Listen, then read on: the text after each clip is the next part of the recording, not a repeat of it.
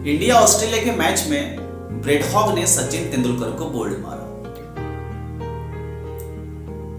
कहानी यद्यपि छोटी है, मर्म बहुत बड़ा है।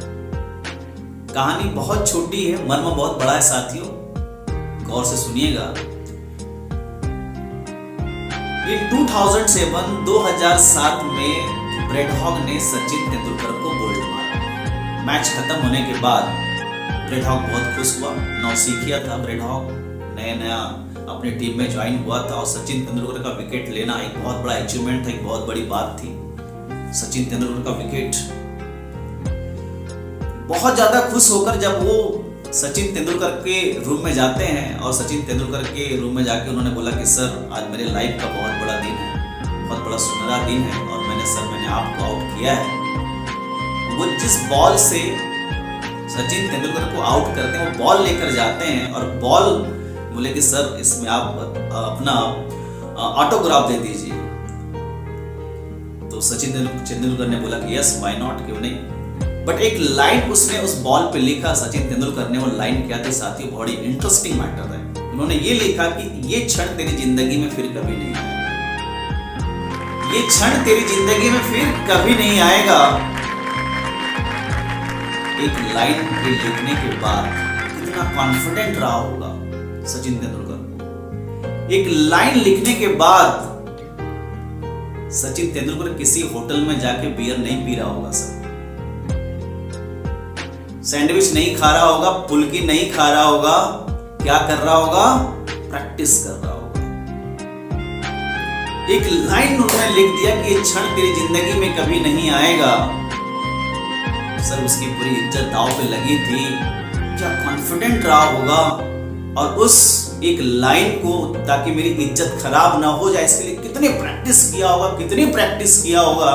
और आपकी जानकारी के लिए एक चीज बता दूं, इंडिया ऑस्ट्रेलिया का मैच, उसके बाद IPL, one day, T20, at least 30-35 encounter हुए। दोनों टीमें, इंडिया ऑस्ट्रेलिया, उन दोनों टीमों का सामना 30 से 35 बार हुआ, लेकिन ब्रेड हॉग कभी सचिन तेंदुलकर का विकेट नहीं ले पाया sir. You can't imagine this. Brad Hogg ने सचिन तेंदुलकर का कभी विकेट नहीं ले पाया। इस कहानी सुनाने का मतलब क्या है? इस कहानी सुनाने का मतलब है, सिंपल सा है साथियों, कि प्रैक्टिस से बड़े बड़े कीर्तिमान साबित हुए, प्रैक्टिस से बड़े बड़े पहाड़ हिल गए। पाब्लो पिकासो यूरोप की एक छोटी सी स्ट्रीट में घूम रहे थे, एक लेडी से उसकी मुलाकात होती है। लेडी ने उसको पहचान लिया कि yes you are Pablo Picasso. Pablo Picasso बोला कि yes I am Pablo Picasso. वो एक बहुत बड़े महान पेंटर, एमएफ हुसैन से भी ज्यादा महान पेंटर थे पाब्लो पिकासो। वो बोले कि sir you are a great painter. वो एक छोटा सा एक पेपर का टुकड़ा उसके पास लेके गई सर, और उन्होंने उस लेडी ने बोला कि sir can you draw something for me.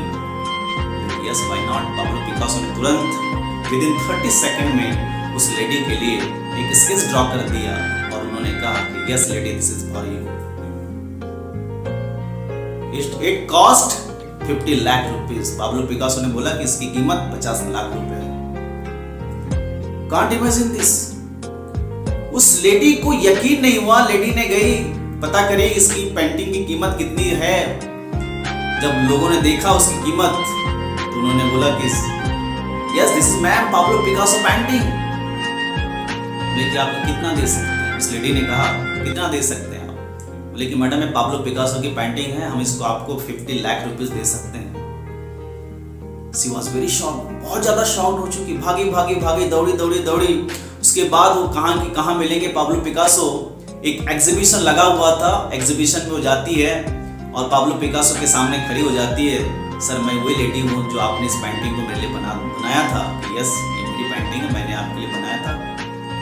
बोले कि सर आप मुझे ये बताइए कि विदिन 30 सेकंड में कैसे 50 लाख की पेंटिंग बनाते हैं? सर मुझे भी सीखना है, सर मुझे भी सिखाइए। पाब्लो पिकासो ने बड़े मुस्कुरा कर कहा, लुक मैम 30 सेकंड में मैंने जो आपके लिए पेंटिंग बनाया है और जिसकी कीमत 50 लाख रुपीस है, ये बनाने के लिए मुझे 30 साल लगे। It is a long period of time, 30 years, man.